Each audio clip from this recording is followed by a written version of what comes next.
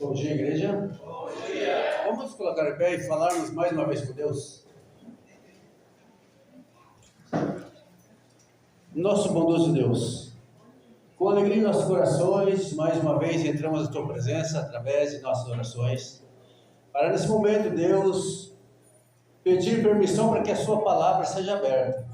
E junto com ela, ó Deus, que seja aberto também o nosso coração para receber esse alimento tão precioso, assim como a nossa mente. Para que entre e nós possamos ser praticantes dela e não apenas ouvintes. Abençoa cada pessoa que já chegou aqui essa manhã. Me coloca na Tua presença para dividir o pão da vida, que vem das Sagradas Escrituras com a Tua igreja. Que o Senhor se envolva nessa igreja, que nós saiamos daqui hoje transformados pela Tua palavra. Nós oramos em nome de Jesus. Amém. Amém. Muito bom dia mais uma vez, igreja. É com muita alegria que eu recebi o convite para estar aqui. Eu tive aqui nessa igreja uma única vez e não foi para pregar. Eu estive aqui acompanhando a minha filha, que há muito tempo pregou aqui. Quando a igreja, se eu não me engano, era em algum outro lugar, não era aqui dessa forma que está hoje. Hoje está bonito, está, louvado seja Deus, né? Está bonito, está cheia. E eu estive aqui uma vez e com alegria recebi o convite para estar aqui mais uma vez. Amados, foi falado aí no final da escola sabatina, o professor que estava passando aqui, o irmão, fez um comentário falando das coisas que têm ocorrido nesse mundo que nós vivemos, a condição que o mundo hoje se encontra. E realmente a condição hoje é bastante complicada. Ontem ainda eu e minha esposa estávamos ali na nossa reunião, que fazemos todos os dias, comentando sobre isso, e realmente está muito difícil. Quando Jesus iniciou aqui o ministério dele, em algum momento desse ministério ele foi morar inclusive em Cafarnaum, e ali em Cafarnaum ele pregou a mensagem, ele fez ali grandes maravilhas, grandes milagres, e a Bíblia diz ali no capítulo 4 de Mateus, que o povo que ouviu aquela mensagem de Cafarnaum maravilhou-se da mensagem que Jesus trazia.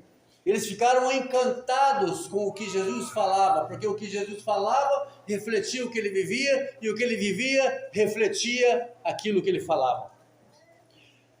Mas quando vai para o capítulo 11 do mesmo livro de Mateus, Jesus, com tristeza no coração, ao olhar a cidade de Cafarnaum, ele diz: Cafarnaum, Cafarnaum, subirás porventura tu até os céus? Não, descerás até o inferno. Porque se em Sodoma tivesse visto os prodígios e maravilhas que se fez neste lugar, eles teriam se arrependido e viveriam até os dias de hoje. Porém, vos digo que haverá menos rigor naquele dia para Sodoma do que para tu, Cafarnaum. Uma advertência severa de Jesus para aquela cidade. E passando por quando eu recebi o convite para estar aqui, passei por esses textos, que não é o texto base da nossa mensagem está lá em Êxodo, mas eu fiquei pensando, essa mensagem, essa fala de Jesus, ela é tão atual para os nossos dias de hoje, quando ele diz que se Sodoma tivesse se operado os milagres, e a palavra mencionada, eles tivessem ouvido lá, talvez eles tivessem se arrependido, e nós hoje, e o mundo que nós vivemos hoje, corrompido, degradado, violento, como está hoje o nosso dia, o nosso mundo? Está exatamente nessa condição. Deus abençoe, meu irmão. Obrigado. Mas vamos para a mensagem de hoje, que o texto base nosso hoje encontra-se em Êxodo, capítulo 5. Algumas pessoas acreditam que Deus está preso ao tempo ou ao espaço. E Deus não está preso a tempo, muito menos a espaço. Deus usa meios inimagináveis para cumprir o propósito dele na minha e na sua vida. Deus usa de meios inimagináveis para cumprir as profecias relatadas na palavra do Senhor por seus santos profetas. E para levar pessoas ao céu, à salvação, porque esse é o maior propósito de Cristo, de Deus, levar eu, você e todos aí fora à salvação. A palavra êxodo significa saída. Nós vemos aqui no livro de Êxodo um povo que foi retirado da servidão, tirado da escravidão, tirado do Egito. O maior problema daquele povo aqui, eles saíram do Egito, mas o Egito não saiu deles. Eles se afastaram do Egito. A mão poderosa de Deus, através de Moisés, tira o povo de Deus do Egito. Mas o Egito continuava em seus corações, e podemos ver isso quando vamos estudando sobre o povo de Israel.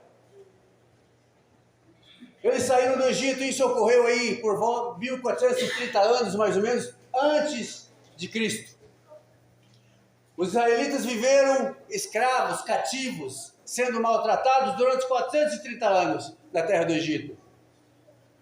E num dia memorável, num dia inimaginável, num dia que não houve outro igual, agora Deus, através do seu servo Moisés, retira aproximadamente 2 milhões de pessoas daquele lugar, da servidão. A Bíblia diz de 600 mil homens, fora mulheres e as crianças. Em um dia memorável, um dia espetacular, Deus agora faz aquilo que parecia impossível, retirar, libertar o seu povo da escravidão.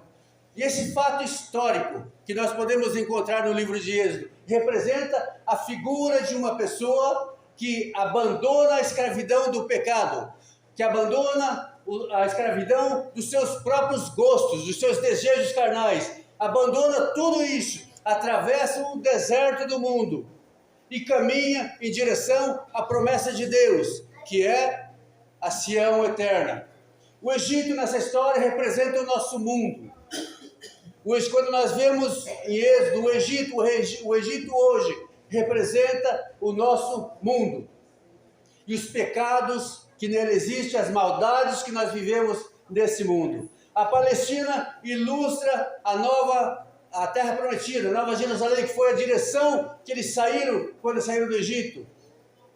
O faraó representa o inimigo de Deus, aquele que escraviza, aquele que prende, aquele que não quer que você vença, aquele que quer fazer maldade. O faraó nessa história representa o inimigo de Deus, é o símbolo do próprio inimigo. Moisés é o símbolo de Cristo, aquele que veio para libertar, aquele que veio para nos tirar de uma situação que nós não conseguimos sair por nós mesmos. Então Cristo veio e nos tira de um mundo de trevas, nos tira de um lugar onde o pecado tinha nos jogado no mais profundo abismo e nós não tínhamos como sair de lá. Então Cristo vem, nos resgata através da cruz. Moisés representado aqui, Cristo representado por Moisés nesse texto, ele vem pelas mãos poderosas de Deus e tira aquele povo da escravidão.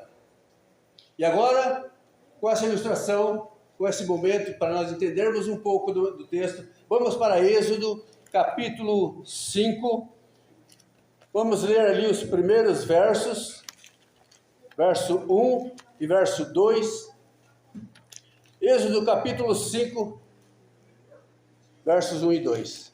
Aqui está o texto inicial da nossa mensagem, que diz assim, na minha tradução diz assim: Depois foram Moisés e Arão e disseram a Faraó, assim diz o Senhor Deus, o Deus de Israel, deixa ir o meu povo, para que me celebre uma festa no deserto. Respondeu o Faraó: Quem é o Senhor para que eu lhe ouça? Eu, a sua voz, e deixe ir a Israel. Não conheço o Senhor, nem tampouco deixarei ir a Israel. Faraó era um homem arrogante e se achava o Deus da terra. E ele disse: Quem é o Senhor? Quem é esse Deus para me enviar você aqui e dizer para que eu tenho que libertar esse povo? Quem é esse Deus? Eu não conheço esse Deus. Arão e Moisés se apresentam a Faraó e diz: deixa meu povo ir. Ordem do Senhor. E ele desdenha: quem é Deus? Quem é o Senhor para fazer isso? Essa frase aparece 7 vezes entre o capítulo 7 e o capítulo 5, capítulo 10. Aparece 7 vezes Moisés dizendo a Faraó: deixe meu povo ir. E mesmo com tanta insistência, Deus falando através de Moisés: deixe meu povo ir, Faraó fechou-se e não permitiu. Deus estava tentando salvar o homem das garras do inimigo.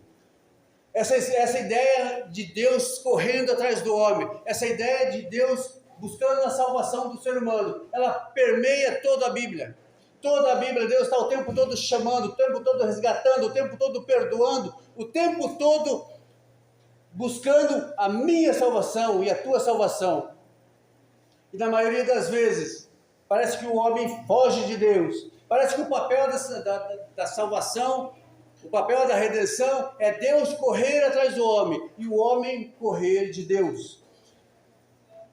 Ao ouvir as palavras de Moisés e Arão, Faraó desdenha quem é Deus. E no verso 9, o mesmo capítulo 5 ainda, no verso 9, ali eles estavam sendo escravizados, fabricavam tijolos, uma proporção muito acima do que eles podiam fazer.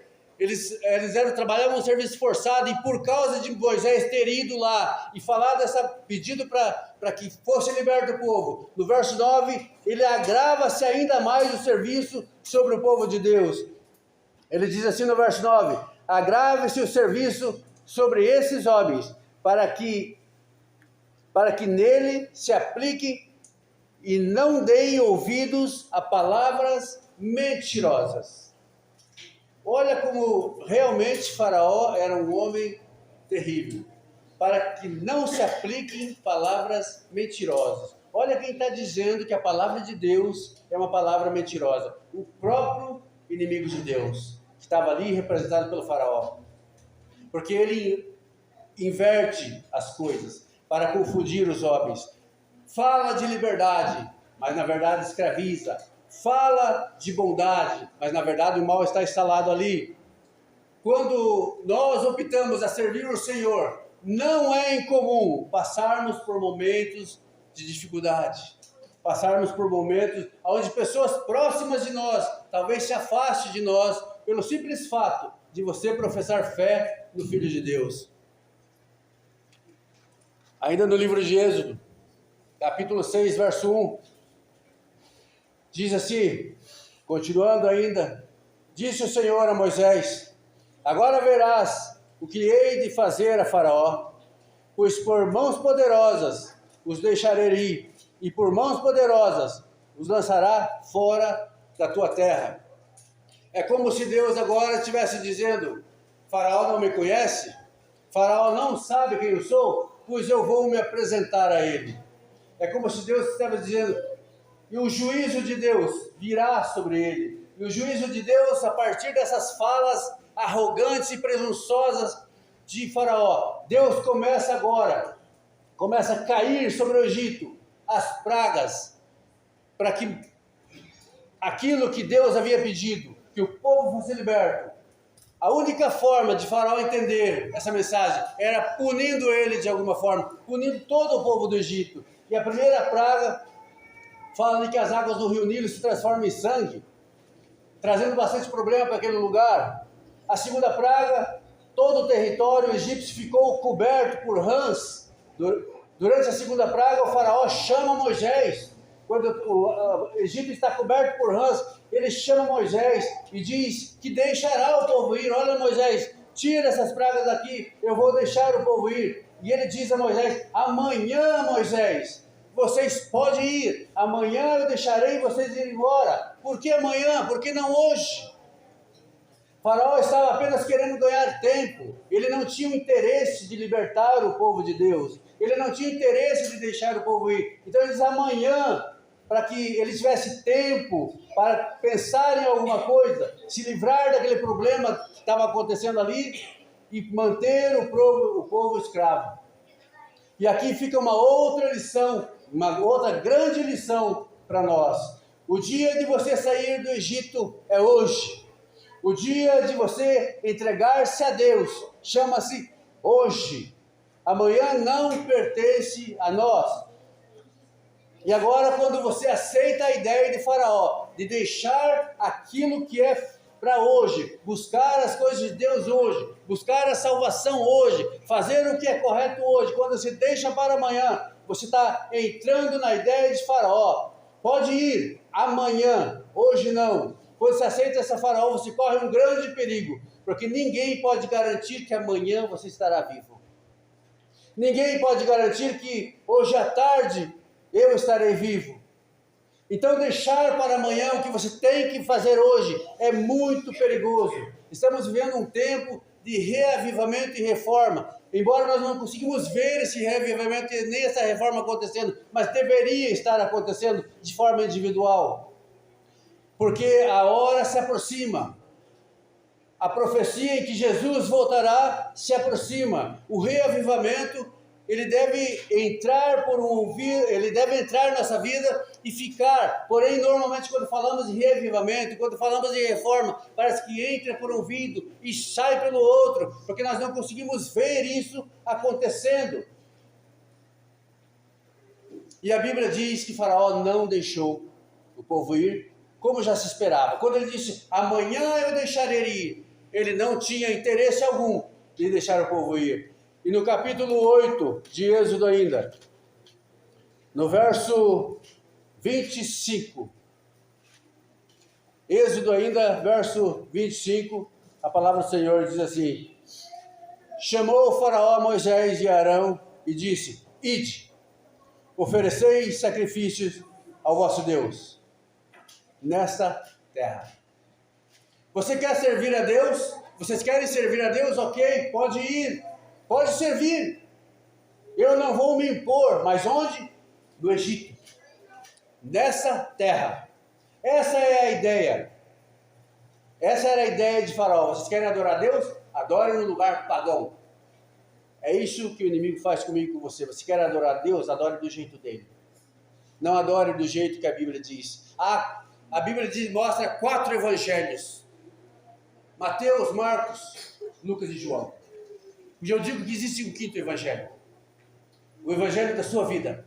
Aquele que você prega para aqueles que não te conhecem. Para aqueles que não conhecem a palavra do Senhor. Para aqueles que nunca teve acesso às verdades que você e eu conhecemos. Quando as pessoas que nunca tiveram acesso a essas verdades olham para você, olham para o Joel. Qual é o evangelho que eu estou pregando? Eles estão vendo um evangelho de sangue ou estão vendo um evangelho de nada a ver, que é muito comum hoje? Qual é o evangelho que nós estamos pregando? Esse 5º evangelho é você que precisamos pregar. É nós que precisamos. E agora ele fala, quer servir a Deus? Sirva, mas sirva do meu jeito. Sirva nessa terra. Nós não serviremos a Deus no deserto, foi a resposta de Moisés. Nós não serviremos a Deus nessa terra, nós serviremos no deserto, porque é lá que Deus nos mandou ir. A resposta de Moisés foi segura, foi firme. Não, nós não serviremos Deus aqui, nós iremos para o deserto, porque essa foi a orientação de Deus para nós. Amados, não é possível, é impossível servir a Deus dentro do Egito. É impossível servir a 2 senhores. E a ideia era justamente essa. Ele até liberou o povo para adorar a Deus dentro de uma terra pagã. Você precisa sair do Egito para servir a Deus. Isso implica em uma separação de valores. Isso implica em algo, abandonar aquelas coisas deturpadas que o mundo coloca na minha e na tua vida. O mundo diz que tudo pode ser de qualquer jeito, que tudo é para Deus. Não, não é para Deus. Servir a Deus dentro do Egito não é servir a Deus, é fazer a vontade de Faraó. Por isso, quando você serve a Deus, quando você se batiza, quando você entra num tanque batismal, você precisa ter uma mudança, você precisa ter uma mudança de comportamento. Você não vai mudar de um dia para o outro. Não, é um processo que leva algum tempo. Mas quando você decide servir a Deus, você precisa sair do Egito. Aquelas coisas que o Egito colocou na sua cabeça não pode mais estar ali. As vontades que o Egito colocou no coração não pode estar ali. As iguarias do Egito não pode mais fazer parte da sua vida. Mas aquele povo havia saído do Egito. Mas o Egito não havia saído ainda do coração deles. Há muitas pessoas hoje que professam fé no Senhor, mas continuam no Egito. Estão na igreja, mas continuam no Egito. Há muitos entre nós que vestem a roupa do Egito, assistem os programas do Egito, comem as comidas do Egito, vivem como se estivessem no Egito, assistem os programas de televisão do Egito, bebem as bebidas do Egito, fazem tudo muito parecido com o Egito, se pintam como o Egito, usam adereços como o Egito, não se importam com a vontade de Deus. E quando são questionados, dizem: Deus não se importa com essas coisas, Deus quer o meu coração. Essa é a desculpa, Deus quer o meu coração, Deus não quer a minha roupa, Deus não quer aquilo que eu como, Deus não quer os enfeites que eu carrego, Deus não se importa com isso, Ele se importa com o meu coração. Mas a tua aparência e a tua vida diz o que está dentro do seu coração e do meu coração. Mas é muito comum em nossos dias pessoas professos cristãos viver dessa forma. É como se Faraó dissesse: eu não me importo que vocês sirvam a Deus. Não, vocês podem servir a Deus, mas continuem no Egito. Ele não se importa que você venha aqui vez ou outra, ou que venha aqui nos dias de culto. Não, ele não se incomoda disso. Desde quando se sair daqui, você viva como se estivesse no Egito. Aqui dentro você pode adorar a Deus, aqui dentro você pode cultuar a Deus, mas quando você sair daqui, viva como se estivesse no Egito. É isso que o inimigo quer que nós façamos. É isso que Faraó queria que o povo de Israel fizesse, que eles adorassem a Deus da forma dele. Faraó nunca se importou que adorassem a Deus, desde que fosse do jeito dele. Mas Deus se importa. Deus não aceita qualquer adoração. Podemos ver lá no capítulo 4 de Gênesis, quando os dois irmãos tentaram fazer ofertas a Deus. Qual foi que ele aceitou? Aquele que foi feito conforme Deus havia ensinado.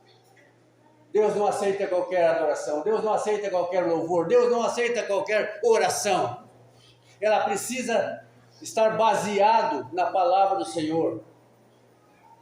Jesus disse que não podemos servir a dois senhores. Ou você, quem não está comigo, espalha. Quem está comigo ajunta, quem não está, espalha. Se nós vivemos dentro da igreja uma coisa, mas lá fora vivemos outra, estamos enganando a nós mesmos, porque não podemos servir dois senhores. Amados, um coração dividido é o coração de ninguém. Um coração dividido se faz vontade dos outros. Uma mente dividida se faz vontade de outras pessoas. O meu coração tem que estar inteiramente voltado para as coisas de Deus. A minha mente deve ser transformada pela palavra de Deus. Se não houve mudança, se não houve transformação, se eu continuo comendo as comidas do Egito, se eu continuo assistindo os programas do Egito, se eu continuo vestindo as roupas do Egito, se eu continuo falando como o Egito, eu não sou filho de Deus. É duro, mas é o que a Bíblia diz. As minhas palavras diz quem eu sou, os meus atos diz quem eu sou. Ainda no capítulo 8, verso 28, continua dizendo: então disse a Faraó: deixar-vos ir, para que ofereça sacrifício ao Senhor, vosso Deus, lá no deserto. Somente que saindo, não vá para muito longe. Ore também por mim. Além de tudo, o homem era cínico. Ok, vocês querem adorar lá no deserto? Pode ir, mas não vá muito longe. Fica aí na beiradinha, porque fica fácil buscar vocês de volta. Caso vocês sintam saudade do Egito, vocês estão logo ali na frente, é só voltar.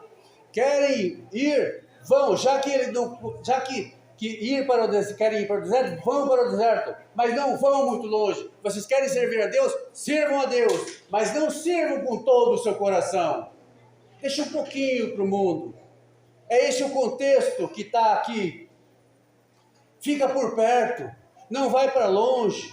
Caso vocês sintam saudade daquela vida promíscua, daquela vida errada, daquela vida deturpada que você outrora viveu, você está bem pertinho. É só voltar, é só cair de novo. É nesse contexto que Faraó diz, olha, vão, mas não vão muito longe, porque se vocês sentirem saudade, vocês vêm, e se vocês não sentirem saudade, eu busco vocês. Nesse contexto que Faraó falava, amados, quem brinca com o pecado se torna vítima do pecado. Aquele que brinca com o pecado se torna refém do pecado, não consegue mais sair dele, não escapa mais dele. Não podemos brincar com o pecado, porque ele é algo que leva você à morte, e eu estou falando de uma morte eterna.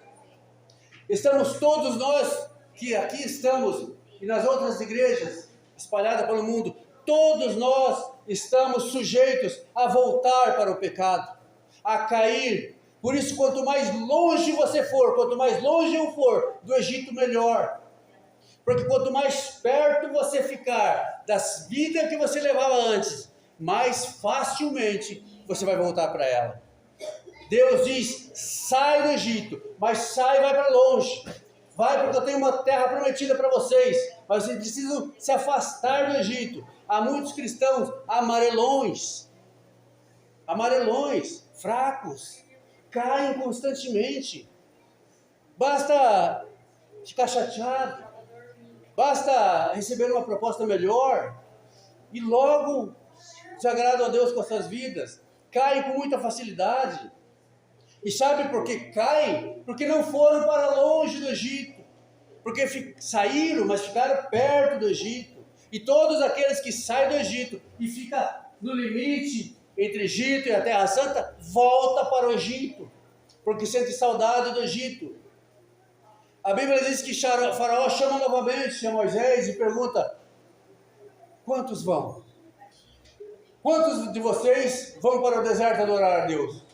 Êxodo capítulo 10, verso 11, a palavra do Senhor continua dizendo, aqui no verso 8, vamos começar ali no verso 8. Então Moisés e Arão foram conduzidos à presença de Faraó, e este lhes disse, ide, sirvam a Deus, sirvam o vosso Deus, porém quais são os que hão de ir? Quantos de vocês que vão? A pergunta de Faraó. E a resposta de Moisés não podia ser outra. Havemos de ir com os nossos jovens, com os nossos velhos, com os nossos filhos, com as nossas filhas, com o nosso rebanho e com os nossos gados, haveremos de ir, porque temos de celebrar uma festa para o Senhor. Olha que resposta de Moisés.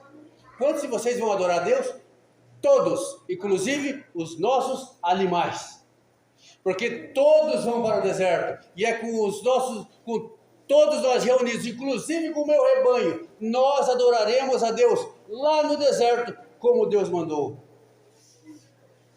Aí Faraó, ele era um homem insistente, ele era um homem difícil, e continua ali dizendo, replicou-lhe então Faraó, seja o Senhor convosco, caso eu vos deixe ir, e as crianças, vede, pois tendes conosco más intenções. Não há de ser assim, disse Faraó, ide somente vós os homens, servi o Senhor, pois isso é o que você pediu, e os expulsou da sua presença.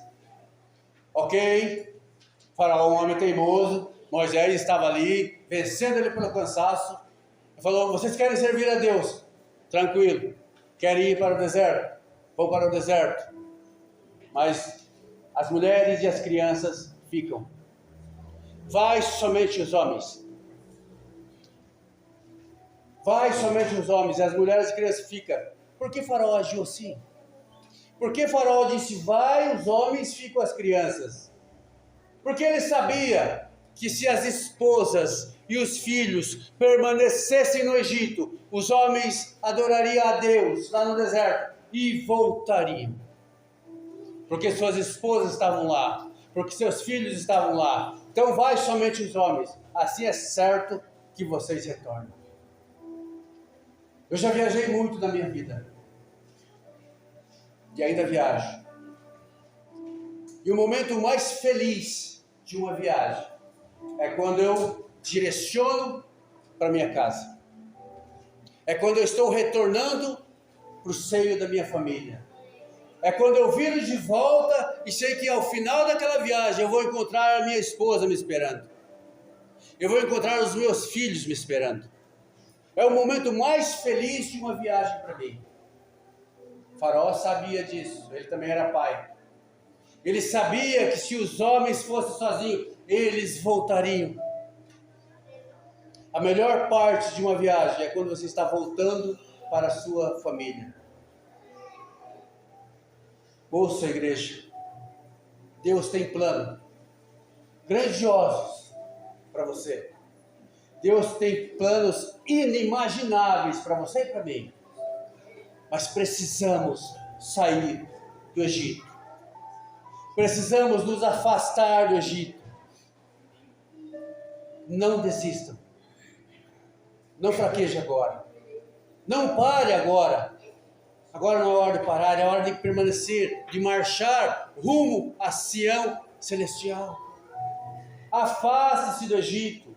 Abandone aquilo que um dia o Egito colocou na sua cabeça, no seu coração. Abandone, sai para longe, para que você não sinta saudade novamente do Egito e torne para a escravidão. Êxodo capítulo 10, verso 24, a palavra de Deus continua. Então o Faraó chamou a Moisés e lhe disse, ide, servir ao Senhor.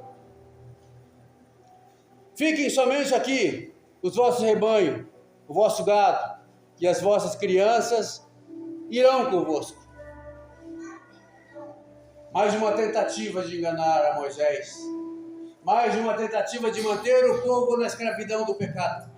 Mais uma tentativa de mentir para Deus. Ide, vai você, vai as mulheres, vai as crianças, vão.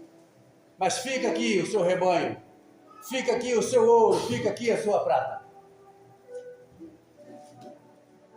Amados,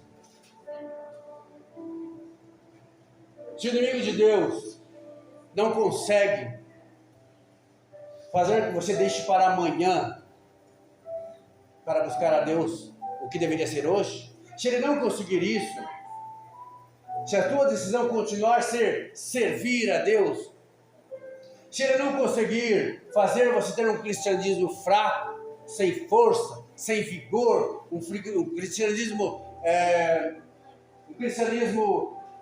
politicamente correto. Sabe que um cristão politicamente correto torna-se um cristão espiritualmente frouxo. É isso que faz conosco quando nós somos politicamente corretos. Nós nos fazemos pensamentos dos outros, não de Deus. Se ele não conseguir que você sirva a Deus lá no Egito, se ele não conseguir que você vá para longe do Egito, que você não vá para longe do Egito, se ele não conseguir que você volte para o Egito por causa da sua família, então ele vai tentar uma última cartada. Qual é? Ok, sirva a Deus do jeito que você está pedindo, mas não sirva a Deus com seus bens. Sirva a Deus da maneira que você quiser, mas seus bens não. Deus não precisa deles. Por que ele usou esse método? Porque se o rebanho ficasse, se a ouro e a prata dos israelitas ficasse, se o gado ficasse, eles voltariam, porque onde está o seu tesouro, ali está também o seu coração. Faraó sabia disso. Por isso ele disse, deixe seu ouro e sua prata e vai, todos vocês. Ele sabia que aonde está o tesouro, fica o coração do homem.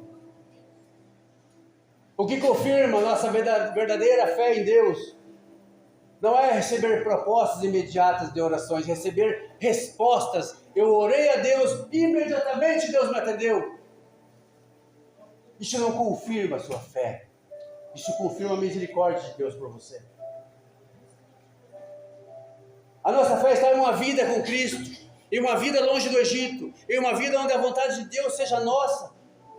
Mas todas essas tentativas de Deus de buscar o povo de Deus, de salvar inclusive a Faraó. Se Faraó tivesse arrependido, Deus havia concedido a ele o perdão, a misericórdia, mas ele fechou-se para Deus. E há um limite na paciência de Deus. E essa paciência também é comigo e é com você. Quando nós vivemos meio lá, meio cá, em algum momento a paciência de Deus comigo vai se acabar. E a paciência de Deus se acabou com o Faraó. E então Deus envia a 10ª praga, a mais terrível que caiu sobre o Egito. A morte dos primogênitos. A pior de todas as pragas.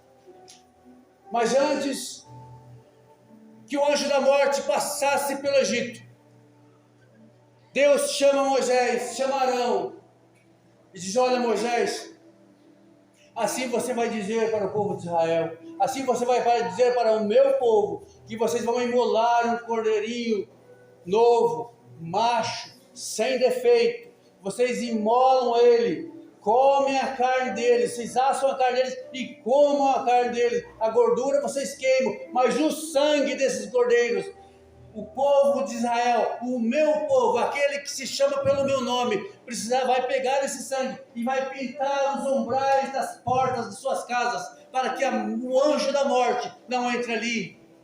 A orientação de Deus foi: vocês vão usar o sangue de um cordeiro para pintar os umbrais das portas, para que o mal não entre na sua casa, porque essa noite ainda o anjo da morte visitará todas as casas de Israel, do Egito, e ali não haverá um primogênito que permaneça vivo. Essa era a mensagem que Deus passa para Moisés. E a Bíblia diz que naquela mesma noite, após os israelitas se protegerem com o sangue do cordeiro, o anjo da morte aparece. O anjo da morte entra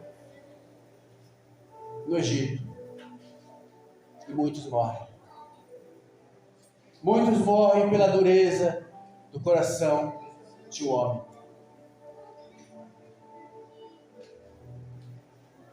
Mas a orientação era: vocês vão matar esse cordeirinho, vão pintar os umbrais das portas. Só que vocês vão calçar sandálias nos seus pés e vão colocar roupas de viagem, porque hoje vocês vão sair, porque hoje eu vou libertar meu povo através da morte dos primogênitos.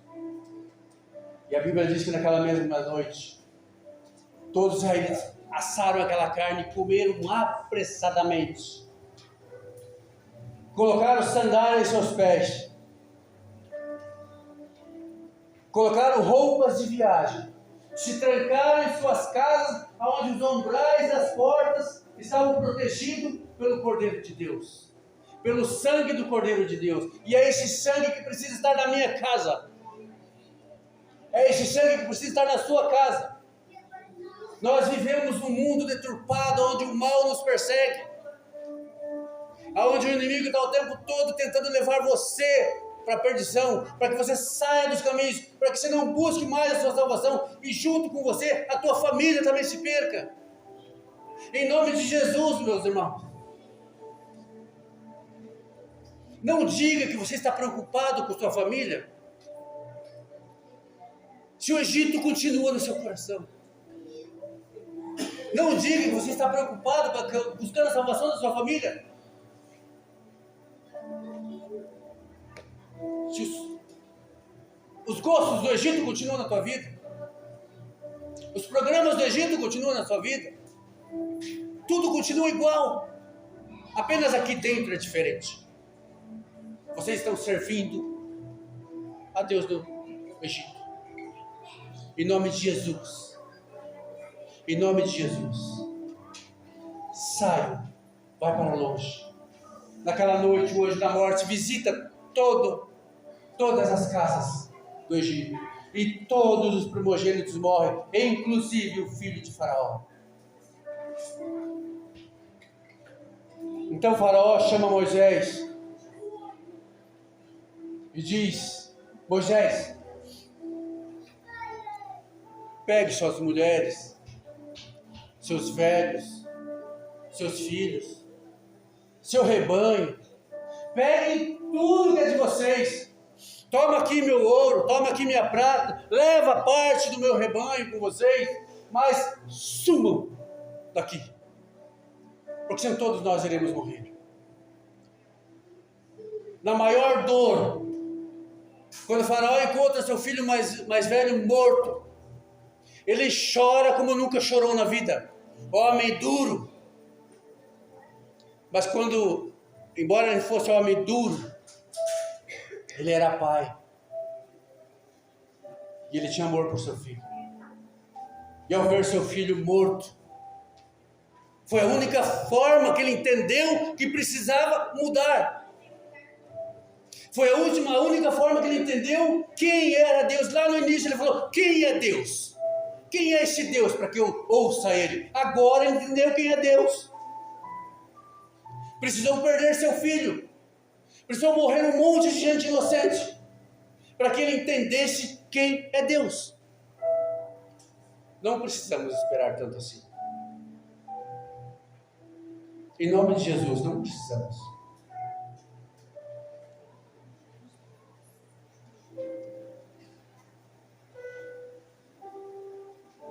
Eles saíram do Egito naquela noite. 2 milhões de pessoas saindo da escravidão para a liberdade, levando ali ouro, prata, levando tudo que tinha, pelas mãos poderosas de Deus.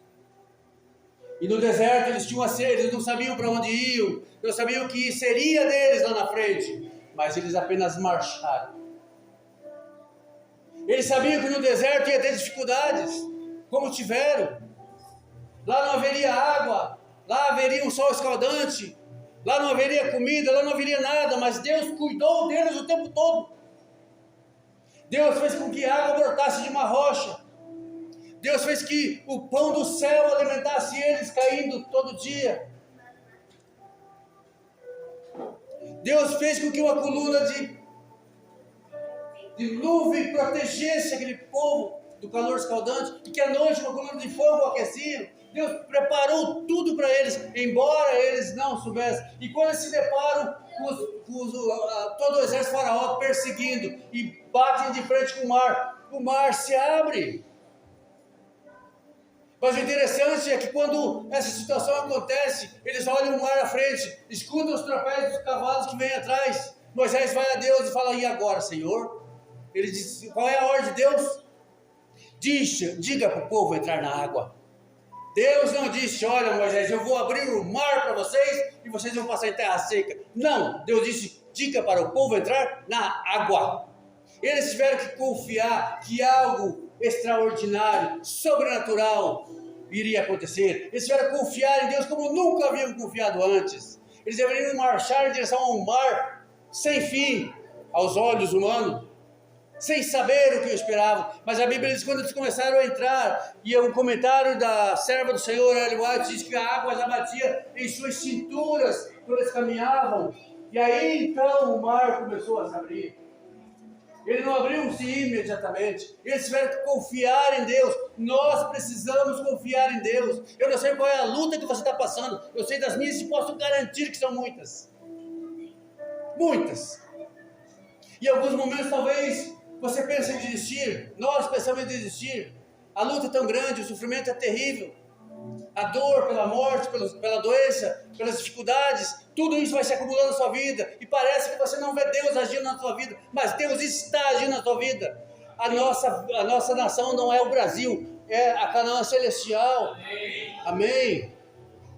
É por isso que nós sofremos aqui e vamos continuar sofrendo. O fato de nós estarmos caminhando com Cristo não vai nos livrar dos problemas, das dificuldades. Porém, temos esperança de viver em um lugar melhor, esperança de um novo céu, uma nova terra, onde a luz do sol não fustigará mais você, mas a luz de Deus estará sobre nós. Essa é a nossa maior esperança. É isso que nos move, é isso que não deixa nós desistir. Mas quando você fica perto do Egito, essa esperança sai do seu coração.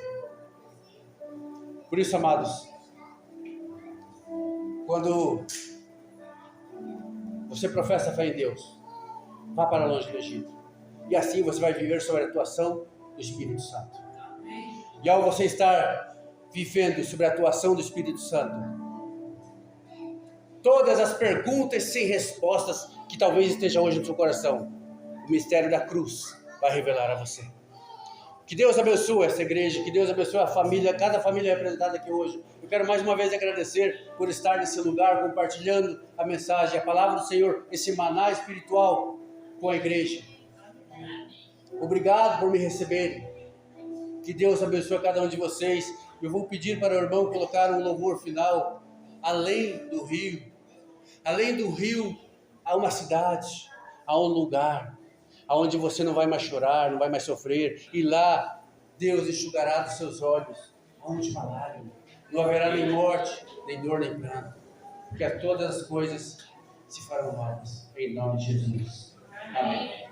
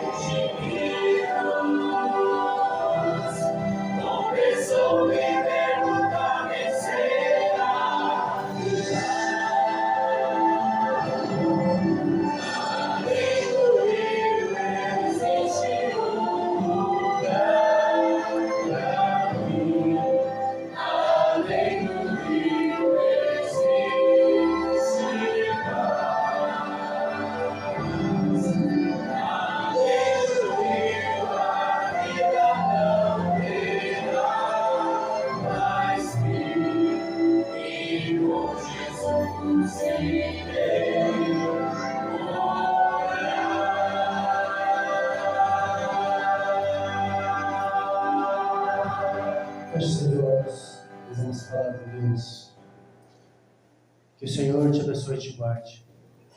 Que o Senhor faça resplandecer o seu rosto sobre ti e tenha misericórdia de ti. Que o Senhor sobre ti levante o seu rosto e te dê a paz. É a minha oração, em nome de Jesus. Amém.